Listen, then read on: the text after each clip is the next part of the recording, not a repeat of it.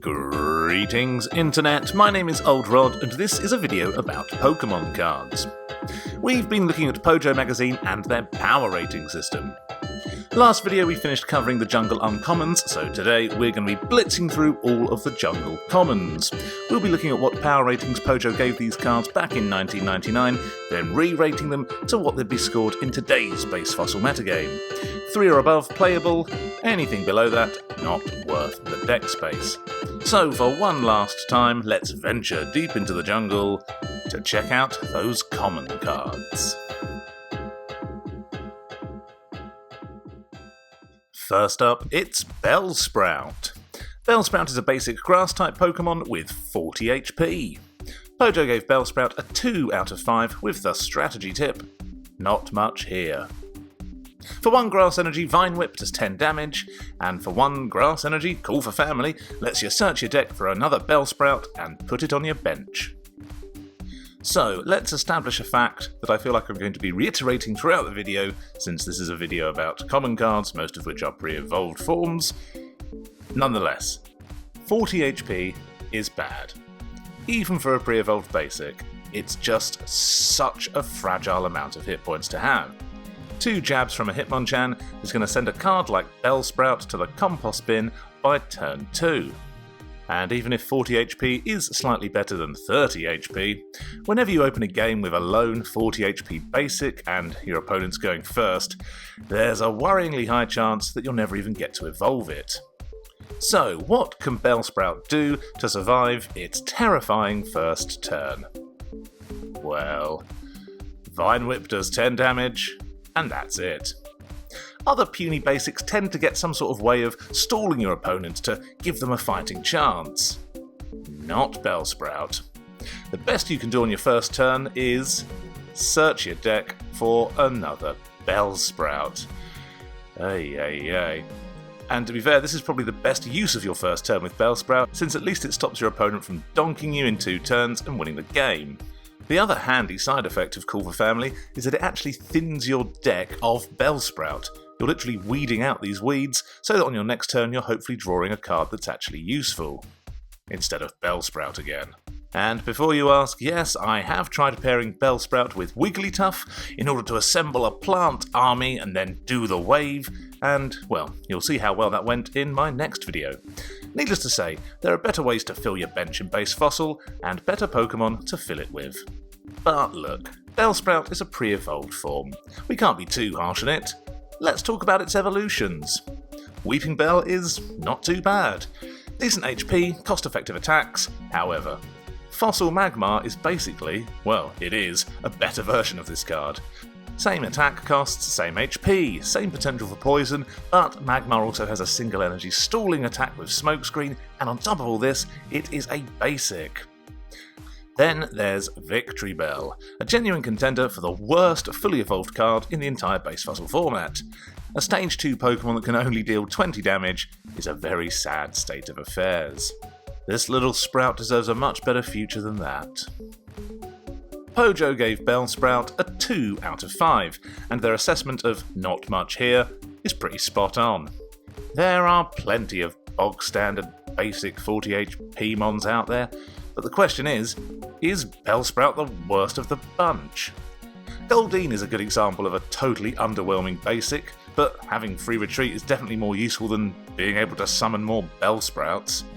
And despite Voltorb's risk of being OHKO'd by Hitmonchan turn 1, it has a really good evolution, and its colourless attack cost means that in a pinch, you can always do something with it no matter what colour deck it's in. Bellsprout with Vine Whip and Summon Bellsprout might just make this weed the weediest of weeds. 1 out of 5. Next up, Cubone. Cubone is a basic fighting type Pokemon with 40 HP and a lightning resistance. Pojo gave Cubone a 2 out of 5 with the strat. Snivel is a great stall, particularly against electric Pokemon, and if it survives, it evolves into the equally useful Marowak. For 1 colourless energy, Snivel reduces any damage done to Cubone next turn by 20, and for 2 fighting energy, Rage does 10 damage plus 10 more damage for each damage counter on Cubone. Despite Cubone's lowly 40 HP, this fragility is offset by Snivel. Snivel for 1 colourless energy is actually good for its cost. It allows Cubone to survive for the first couple of turns, whilst you figure out a way to either evolve it or get it out of the active position. However, Snivel is strangely unsynergistic with its other attack, Rage. Rage benefits from Cubone having damage counters on it, whilst Snivel reduces damage counters. And you're likely thinking, why on earth would Rage be a good attack on a Pokemon with 40 HP to begin with? That's nearly as bad as Magikarp's Flail. And you'd be right for thinking that. But it does make your opponent think twice before attacking Cubone. It's a curious little critter. Difficult to damage, and if you do, it can strike back with a vengeance.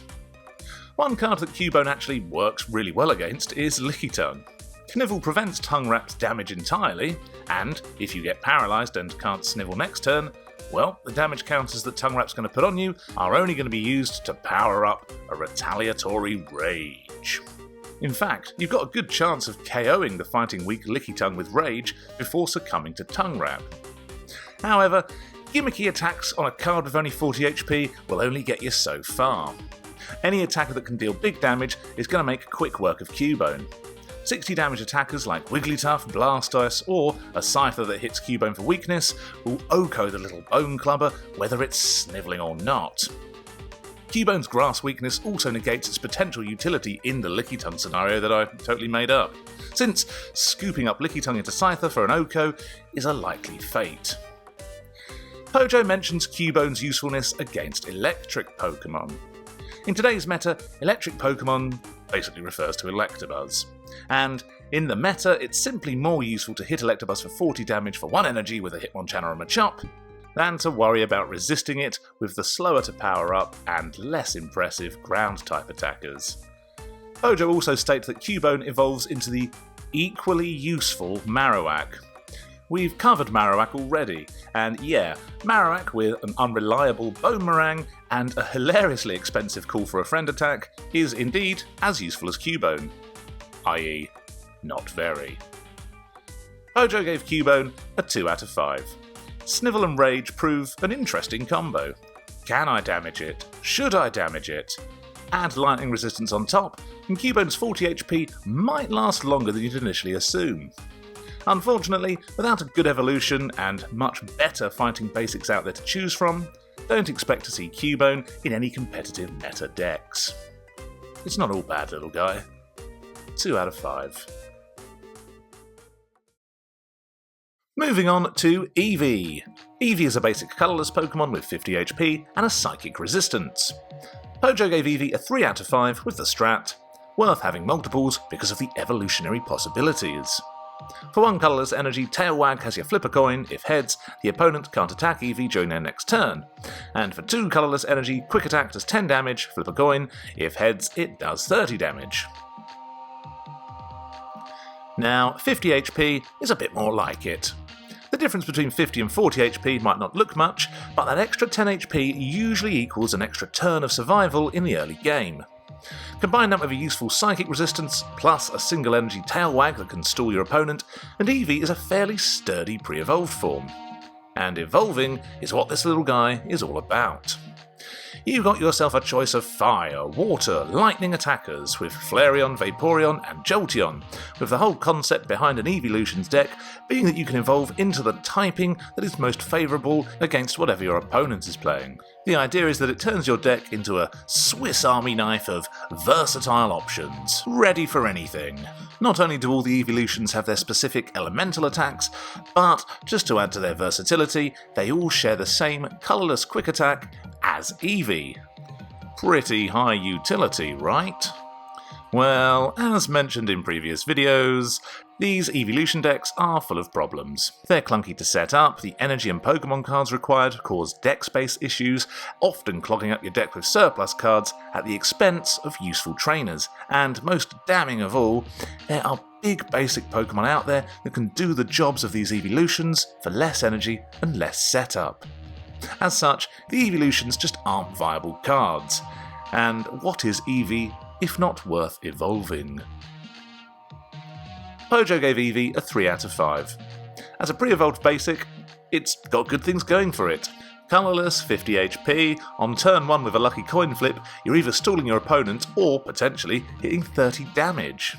But, since the Evolutions deck isn't a competitively viable archetype, Eevee is left with no raison d'etre. Quel dommage. 2.5 out of 5. Let's crack on with Exeggcute. Exeggcute is a basic grass-type Pokemon with 50 HP. Pojo gave Exeggcute a 2 out of 5 with the strat, same powers as Jigglypuff in a plant Pokemon. For 1 Psychic Energy, Hypnosis puts the defending Pokemon to sleep, and for 2 Grass Energy, Leech Seed does 20 damage and heals 10 damage from Exeggcute. 50 HP again, nice and sturdy, with a single energy auto-sleep attack to keep these eggs from being scrambled before you can evolve them. So far, so good. Then there's Leech Seed, which isn't a bad attack for 2 energy. The problem here though, is that the energy costs of these 2 attacks don't synergize. So it's not like you can put your opponent to sleep turn 1, then leech them on turn 2. And which attack you're likely to have at your disposal depends on which sort of Exeggutor deck you're running.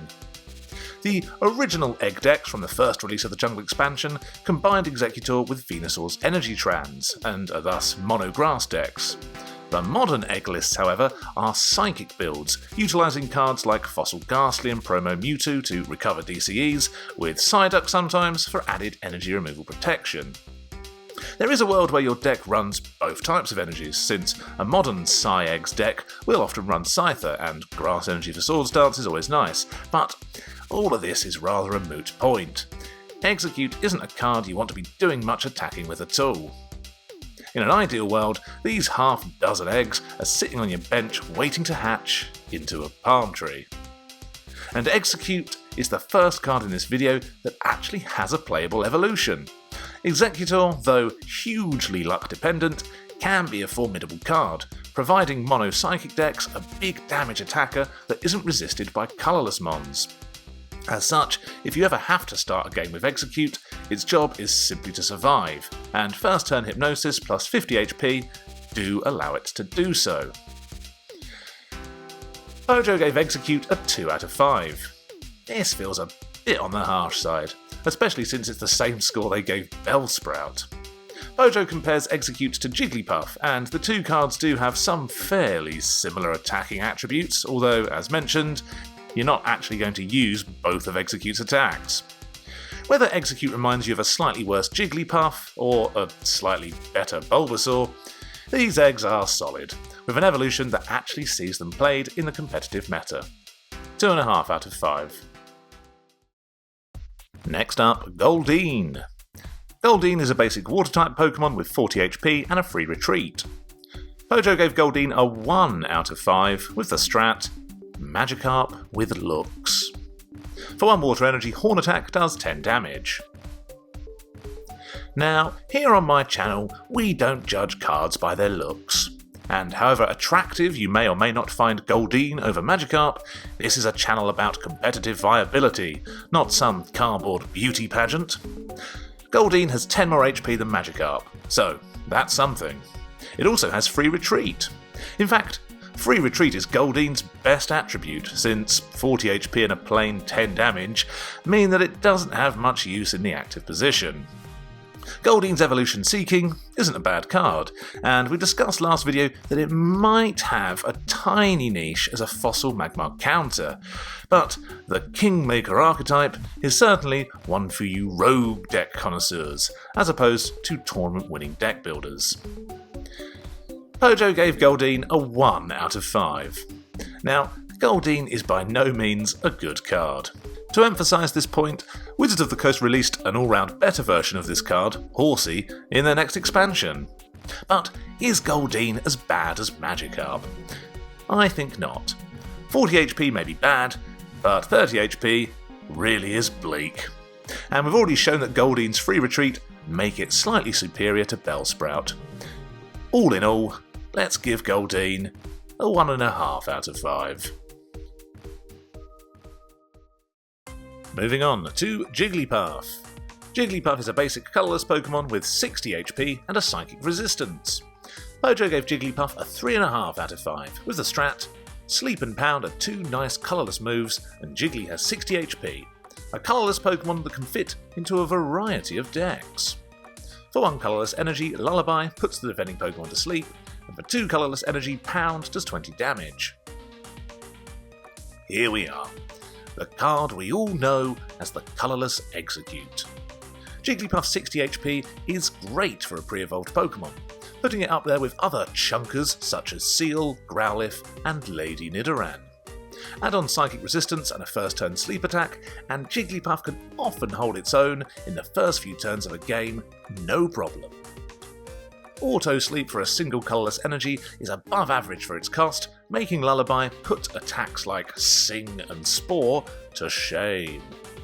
Then you can follow that up next turn with a Pound, or even use a DCE to hit for 20 damage on turn 1. As decent as Jigglypuff's solo traits are, the real reason you'll see this card all over the base fossil meta is its evolution, Wigglytuff. Arguably the most efficient big damage attacker in the game, Wigglytuff is one of the best cards in the format. Do the Wave hitting for 60 damage potentially on turn 2 is mad good, and the colourless typing allows for a whole smorgasbord of partners that best suit your game plan. But Jigglypuff does have another niche utility of its own, one that makes it better than its evolution in a certain situation, and that's dealing with Mr. Mime. A Wigglytuff going head to head with Mr. Mime would have to rely on lucky sleep coin flips in order to hit it with Do the Wave. However, Jigglypuff can hit it with 2 pounds for knockout. Factor in Psychic Resistance and Jigglypuff becomes one of the best counters to Mr. Mime in the entire meta. Pojo gave Jigglypuff a 3.5 out of 5. Jigglypuff's sturdiness as a basic mon means that Wigglytuff decks don't suffer from the bad starter syndrome that plagues other evolution decks. And when compared with other top pre-evolutions, it might not have the attacking threat of a Machop or the utility of a Doduo, but Jigglypuff remains a solid card that allows Wigglytuff decks to continually threaten Lickitung for that best deck in format crown. 3 out of 5. Next up, it's Mankey. Mankey is a basic fighting type Pokemon with 30 HP and free retreat. Pojo gave Mankey a 2 out of 5 with the strat. A Pokemon power that lets you look at your prizes isn't too bad, but Gust of Wind can make him a quick meal at 30 HP. Mankey has the Pokemon power Peek, which lets you look at one of the following: one of your prize cards, the top card of your deck, the top card of your opponent's deck, or a random card from your opponent's hand. And for 1 colourless energy, Scratch does 10 damage. Peeking is clearly a fun power, but what is the best use for it? In general, you'll either want to be checking the top card of your own deck to help you plan your turn, or checking your prizes to figure out what you do and don't have in deck. Since the Peek power is stackable, you might see multiple Mankeys filling the bench in Wigglytuff decks, both powering up Do the Wave, but also letting you peek at multiple cards per turn and gain some crucial info. Knowing whether your opponent is about to draw a super energy removal, or knowing what prize you're about to take after hitting a big damage Do the Wave attack, is all very valuable. Or you could partner Mankey with Moltres to peek at your opponent's top card in deck and wildfire it away if it's something particularly useful. The problem is, Wigglytuff and Moltres decks already have better partners than Mankey, or better gameplay strategies that are just fine without all the peeking. How much does a Wigglytuff deck really benefit from peeking when its game plan of fill bench and attack is really straightforward? And Moltres decks would rather save a big wildfire for the endgame than having to continually switch in and out just to mill a single card. I personally think that the best use for Mankey is in Electrode Donk decks. These decks require very specific combinations of cards at any given moment, and knowing what you're going to draw next or where certain prizes are is very useful when trying to assemble all of your correct puzzle pieces. Electrode decks also rely on playing Lass to strip your opponent of their trainer cards, and Mankey is a really useful card to have in play post-Lass. Peeking after a Lass allows you to know what trainers your opponent is drawing next, and allows you to plan accordingly, as well as letting you know what you're about to top deck. And since Electrode decks are very good at taking Okos, it's nice to peek at a prize card beforehand to know exactly what you may or may not want to draw. What a luxury. And Mankey's utility in Electrode decks doesn't stop there. Despite its puny 30 HP, Mankey's free retreat makes it a useful pivot in an archetype that doesn't always run the dodos. It also makes Mankey a good starter, since you can either retreat into something else or, as a last resort, scratch for a single colourless energy. Better than nothing. On top of this, I'm a firm believer that Mankey's evolution Primeape is great in these donk decks. Tantrum hitting an Oko on Lickitung or Wigglytuff is huge, and whereas Primeape's alternative Hitmonlee is not a good card to start a game with, you never run the risk of opening with a Primeape since it's an evolution. The self-confusion may not be great, but Primeape feels like a logical card when you're already running Mankey. I have also seen Buzz Arcanine decks try to squeeze in a Mankey or two amongst its ducks, ghosts and dogs, but to me this feels like one ingredient too many. If you're running Psyduck, I don't think you need to be running Mankey, especially as a one-off, since Mankey works best the more you have of them. Pojo gave Mankey a 2 out of 5. That's the same score as Bellsprout, so I already call shenanigans here. If you want to see how useful Mankey can be in an Electrode deck, then check out my Buzz Ape video, where peeking at cards and evolving into Primeape all justify this fragile little monkey's inclusion in the metagame. I'm giving Mankey 3.5 out of 5. Prepare for trouble, it's Meowth. Meowth is a basic colourless Pokemon with 50 HP and Psychic Resistance. Pojo gave Meowth 2 out of 5 with the strat, a basic component of a colourless deck. Insightful stuff. For 2 colourless energy, Payday does 10 damage, then flip a coin. If heads, draw a card. So, 50 HP. Good. Psychic Resistance. Nice. Colourless typing. Top stuff. Things aren't looking too bad for our feline friend, right? Oh wait, its only attack is rubbish. Payday is, ironically, a very poor return for your investment. Let's compare Payday with Kangaskhan's Fetch. For 1 colourless energy, Fetch has you draw a card. It should stand to reason that Payday, costing an extra energy than Fetch, should read draw a card and do 10 damage. But no, you have to flip a coin to draw the card. That means that 50% of the time you're spending 2 energy cards to only do 10 damage. That is terrible. And look, any pre-evolved Pokemon that doesn't have a single energy attack is inherently bad. Payday being Meowth's only attack and costing 2 energy means that you can't attack turn 1, and any energy attachment you do make risks being removaled before you get a chance to do anything. Of course, you could slap a DCE on Meowth to Payday on your first turn, but do you really want to risk the potential of a precious DCE being energy removaled just so you can do 10 damage and flip a coin? It really isn't worth it. Meowth's evolution Persian isn't too bad. Decent HP, free retreat, and useful colourless attacks. But it just isn't quite good enough to be a competitive card when there are better colourless evolutions already out there. As such, Meowth is a bad pre-evolved form to a decent but not meta-relevant card.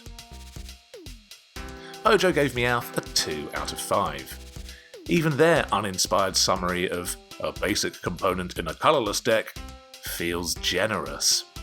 Maybe swap out the word component with hindrance and you'd have a more accurate assessment. This is one Payday that will end up costing you 1.5 out of 5. Next up, Nidoran Female. Nidoran is a basic grass-type Pokemon with 60 HP. Pojo gave Nidoran a 3.5 out of 5 with the strat, a solid Pokemon in a grass deck. For 1 grass energy, Fury Swipes has you flip 3 coins doing 10 damage for each heads, and for 2 grass energy, Call for Family allows you to search your deck for either a Nidoran male or female and put it on your bench. As mentioned earlier, Nidoran is part of a select few pre-evolved Pokemon gifted with a very nice 60 HP, enough for it to survive at least to turn 3. On top of that, it gets a decent single energy attack in Fury Swipes, a more reliable version of its male counterpart's Horn Hazard. The potential for 30 damage on turn 1 is lower with Fury Swipes, but you're more likely to do at least some damage. Call for Family might be a bit costly at 2 energy when Bellsprout gets a similar attack for just 1 energy, But I guess Nidoran allows you to search out critters of both genders, I imagine to begin laying the groundwork for a future boyfriend's attack with Nidoqueen. Nidoran's destiny is to become Nidoqueen, a card that, despite looking promising, just falls short of being a viable one. Mega Punch is fine, but expensive, and Boyfriends is just too much set up to be a consistent strategy. When it comes to dealing big damage by filling up your bench, Wigglytuff's Do the Wave is much easier to achieve than Boyfriends requiring multiple Stage 2s to be in play. That leads to a deck that has to sacrifice good trainer cards at the expense of Nidoran upon Nidoran. Pojo gave Nidoran a 3.5. Nidoran Female is definitely a better card than its fragile, risky attacking male equivalent, and with 60 HP and a solid single energy attack, Nidoran Female would be a great foundation to an evolution deck if its evolution were more playable. A solid pre-evolved mon that just lacks a competitive deck. 2.5 out of 5. Moving on to Oddish. Oddish is a basic grass-type Pokemon with 50 HP. Pojo gave Oddish a 2.5 out of 5 with a strat. Stun Spore does 10 HP and paralyzes for 1 energy, and they multiply like crazy. For 1 grass energy, Stun Spore does 10 damage and paralyzes on a heads coin flip. And for 2 grass energies, Sprout lets you search your deck for another Oddish and put it on your bench. Another jungle card with another search your deck for a creature and put it on your bench attack. However, Sprout, like Nidoran's Call for Family, is just too expensive at 2 energy. Maybe I was too harsh on poor Bellsprout earlier. At least it only requires 1 energy to propagate. Anyway, there's almost no reason to ever use Sprout over Stun Spore. Single energy chip damage and potential paralysis should always be the play when you're trying to get your board set up. So, Oddish ticks some decent boxes, 50 HP, single energy stalling attack. The big question is, does it have a purpose beyond being a sprouting weed? Well, it does actually have some playable evolutions in Vileplume and particularly Gloom, although the decks they're in are certainly more in the rogue tier than the tournament winners. Dragonite plus Gloom/Vileplume can be a decent deck once it gets going, but it's a huge chore to get going. And then there's Gloom Electabuzz as a Haymaker type deck with added status conditions. Again, cool and gimmicky, but is partnering Electabuzz with Oddish and Gloom really a better partnership than with Hitmonchan? Probably not. Sure, these are top tier decks, but they do give Oddish a bit of metagame exposure.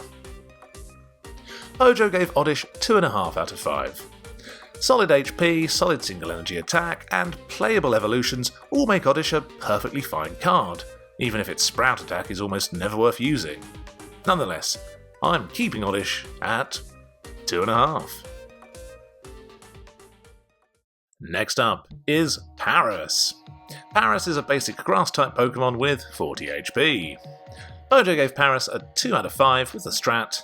Pretty lackluster. Not much potential here. For 2 colourless energy, Scratch does 20 damage, and for 2 grass energy, Spore puts the defending Pokemon to sleep. 40 HP. Not great. Scratch doing 20 for 2 colourless energy is fine. You can Scratch on turn 1 with a DCE, but putting a DCE on a 40 HP bug never feels great. Paras reminds me of a grass-type Ponyta, but not as useful. Same HP, same attack costs, but here's the thing. Ponyta's Smash Kick can threaten 40 damage on meta-relevant cards like Scyther out of nowhere, or even Oko Bulbasaur on turn 1. Meanwhile, Paras is threatening an Oko on Sandshrew? Yeah. Paras' donk potential is severely hampered by the fact that nothing competitively viable actually has a grass weakness. Then there's Paras' second attack, Spore. It goes without saying that for 2 specific energy, Flametail for 30 damage is pretty darn good. On the other hand, for the same energy requirements, Spore putting your opponent to sleep is rubbish. Remember Jigglypuff? That had auto-sleep for 1 colourless energy. Paras needs 2 grass energy to do the same thing. If Spore was a single energy attack, at least you could stall on your first turn with it, but alas, Spore on both Paras and Parasect is one of the most overpriced, rubbish moves in the entire format. And speaking of Parasect, this evolution is not a good card. A poor man's Scyther in every way with low HP and no competitive use whatsoever. Pojo were right about Paras's poor potential. Pojo gave Paras a 2 out of 5. The problem with Paras is that, for a low HP basic, it likely can't do anything on turn 1 whatsoever, and things don't improve if you survive long enough to evolve it. A dud evolution line, but I guess it can do more stuff than Bellsprout. Ugh. I guess I'll give Paras a 1.5. I choose you, Pikachu. Pikachu is a basic lightning-type Pokemon with 50 HP. Pojo gave Pikachu a 3 out of 5 with a strat. Better than the basic series Pikachu thanks to higher HP and a wide-ranging Spark attack. For 2 lightning energy, Spark does 20 damage, plus 10 damage to one of your opponent's benched Pokemon. When comparing base set and jungle Pikachus, the jungle card passes the first test, which is doesn't instantly get OHKO'd by a turn 1 jab.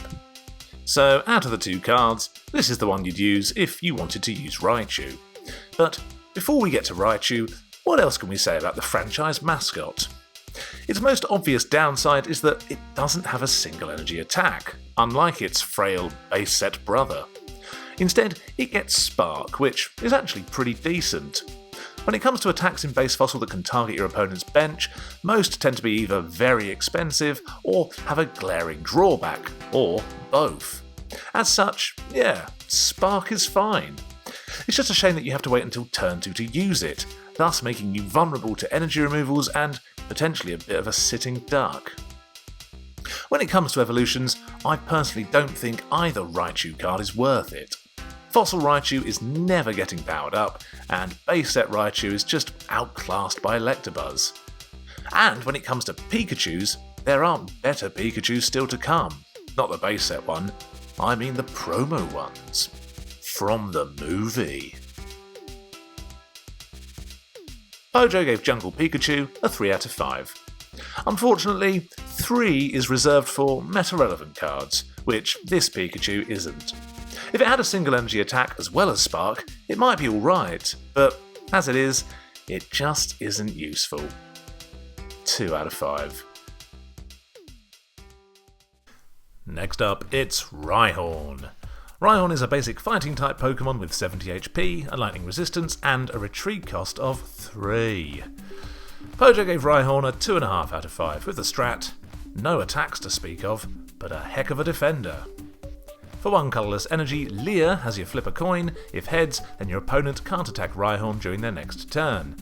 And for 1 fighting and 2 colourless energy, Horn Attack does 30 damage. Now, when it comes to bulky pre-evolved Pokemon, Rhyhorn is top of the pile. 60 HP looked impressive on Nidoran and Jigglypuff, but 70 HP takes the prize. That's Haymaker big basic levels of hit points. Add on top of that a single energy attack that can prevent any damage, plus lightning resistance, and Rhyhorn is going to be tough to KO. Unless your name is Scyther. Yeah, unfortunately this big bad bug can one-shot Rhyhorn with a plus power slash, not to mention walling it with fighting resistance. And Scyther isn't the only popular Pokemon running around with fighting resistance in the current meta.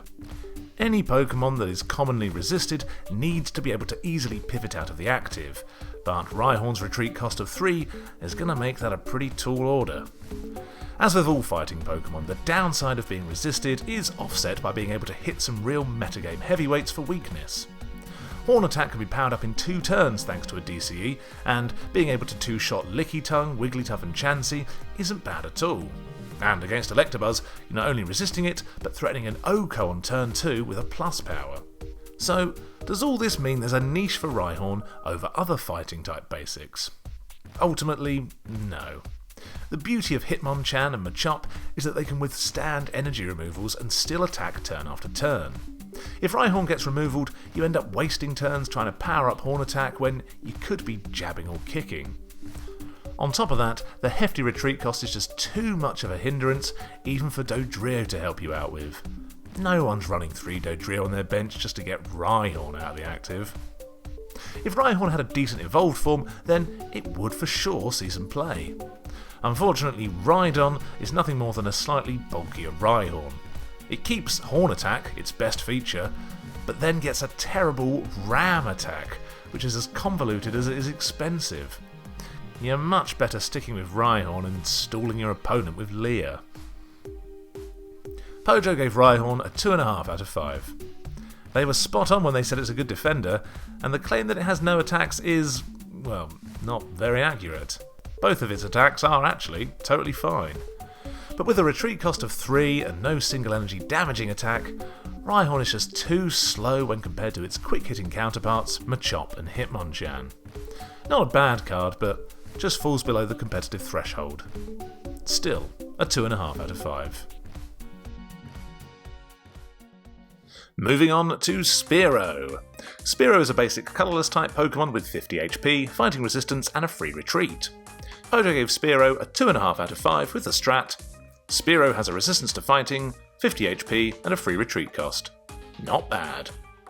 For 1 colourless energy, Peck does 10 damage, and for 3 colourless energy, Mirror Move copies back to the opponent whatever attack they just did to Spearow. I shall reiterate Pojo almost verbatim when I say that 50 HP, fighting resistance and free retreat are all, indeed, not bad. 50 HP is what you want on a pre-evolution. Fighting resistance is a key component in any deck given the prevalence of Hitmonchan, and free retreat is another crucial part of any deck since you'll always want some sort of pivot. On top of that, Spearow's colourless with a single energy attack. So many good boxes getting ticked. All these stats make Spearow a very similar card to Doduo, a card that sees huge amounts of play. So, which is the better bird? Well, Spearow has a second attack in Mirror Move. Maybe that puts it ahead. The first problem here is that you don't want to be loading 3 energy cards onto a 50 HP Pokemon. That's far too precarious. But more importantly, Mirror Move is almost always rubbish. I went through this in my scathing assessment of Pidgeotto, but the only way that you would win a Mirror Move duel is if your opponent is a complete bonehead. With Mirror Move useless, the only thing to settle this battle of the birds is their evolutions, and this is where Doduo wins by a mile. Dodrio is one of the best cards in the entire format thanks to the meta-warping Retreat Aid power. Rage is also a really good attack. On the other hand, Fearow is not bad. Again, very similar in stats to Dodrio, but it doesn't have a Pokemon power, and its attacks are just a bit underwhelming.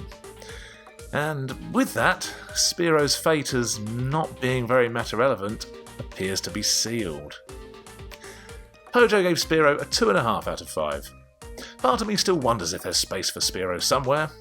Its stats are just so appealing, and being able to guarantee 10 damage on anything for a single energy of any colour just feels like it could always be useful. Sometimes all you want to do is attach 1 energy and hit for 10 damage for a knockout. Very few colourless basics actually have a guaranteed 10 for 1 attack, and Spearow is the only one of these that can then retreat for free afterwards. I've definitely had situations where all I want to do is 10 damage for 1 energy and then run away afterwards. Is Spearow the low-cal, versatile finisher offer that many decks could do with a one-of? The jury's still out. I wonder. Anyway, for the time being, I'm keeping this tiny bird's score at a respectable and open-ended 2.5. And for our final Pokemon of the Jungle expansion, it's Venonat. Venonat is a basic Grass-type Pokemon with 40 HP. Pojo gave Venonat a 2.5 out of 5 with the strat. This is the start of a powerful evolution. The Venonat Venomoth line fits into many Grass decks. For 1 Grass energy, Stun Spore does 10 damage and paralyzes on a heads coin flip. And for 1 Grass and 1 colourless energy, Leech Life does 10 damage and heals Venonat for the same amount of damage dealt to the opponent. Uh-oh, we're back to 40 HP. Not ideal. At least Venonat can potentially paralyse on turn 1 with Stun Spore. Venonat is basically a better version of Caterpie. Both can stall on the first turn, which is always useful for a low HP bug, but Venonat also has Leech Life. Now, admittedly, Leech Life is almost never as useful as trying to paralyse with Stun Spore. However, if you're face to face with an attacker that can only do 10 damage, then constantly healing yourself is going to lead you to certain victory. The main reason Venonat should be your bug of choice over Caterpie is its evolutionary possibilities. Whereas Caterpie evolves into the dreadful Butterfree, Venonat evolves into the fairly decent Venomoth. Venomoth is one of the format's best Mr. Mime counters, as well as threatening status conditions on lots of cards that really don't like having them, and serving as any deck's requisite free retreating Hitmonchan resistor. What makes Venonat a nice stepping stone into Venomoth is that you can attach and paralyse turn 1, then attach and evolve turn 2, with a Venomoth ready to go. Nice and efficient. Pojo gave Venonat 2.5 out of 5. Venonat is a bit on the fragile side, but flip heads on turn 1 and hopefully this little gnat will become a moth sooner rather than later. I'll keep its score at 2.5. But wait, there's one final card to deal with. We may be out of Pokemon, but the Jungle expansion gave us one solitary trainer card, and instead of dedicating an entire video to one card, let's talk about it here and now. It's Pokeball. Pojo gave Pokeball a 2.5 out of 5 with the strat: if you're lucky with flips, this is your card. It's also a good stopgap until you can come up with computer search or Pokemon trader cards. Pokeball has you flip a coin, and if heads, you can search your deck for any Pokemon card and put it into your hand. Straight off the bat, I don't like trainer cards that require a coin flip to actually work. Even in later formats when unfair trainer cards were rightfully nerfed, I still think the unreliability of the coin flip means that there are always better alternatives to these cards. But look, flipping a heads with Pokeball is fantastic. A free search for any Pokemon card in your deck without discarding or trading is going to feel darn good. The problem is, there's a 50% chance that this card is going to be a waste of deck space. The only deck that I've seen this card in are Electro-Donk builds that are already hoping to high roll and so don't mind flipping a coin or two in order to find the requisite puzzle pieces they need. These decks tend to be so high tempo that they don't mind flipping tails because they'll have plenty of backup ways to search through their deck. Archetypes that are slower tempo won't need this card at all, and will likely be able to naturally draw into the cards they're after, or search them via more reliable means. In games where resource management is key and every trainer card matters, a card like Pokeball that has a 50% chance of failing feels like a waste of a precious deck slot. Pojo gave Pokeball a 2.5 out of 5. When Pokeball works, it's great. When it doesn't, it's rubbish. Very few archetypes in base Fossil have the deck space luxury to include such an unreliable card. Best used in turbo decks that need to find evolutions fast, but I'd rather stick with more consistent alternatives anyway and save the coin flips for the attackers. Pokeball is too rich for my blood. 2.5 out of 5. And there we have it, we've escaped the jungle. Here are Pojo's ratings for the common cards back from 1999. And here are my revised ratings from the year 2025. In the next Pojo video, we're going back in time, unearthing the mysteries of the past when we take a look at the holo rares from the Fossil expansion. Until next time, like, share and subscribe. Thank you so much for watching. I've got a couple of other videos coming out before the Fossil one, so keep your eyes peeled. But until then, Old Rod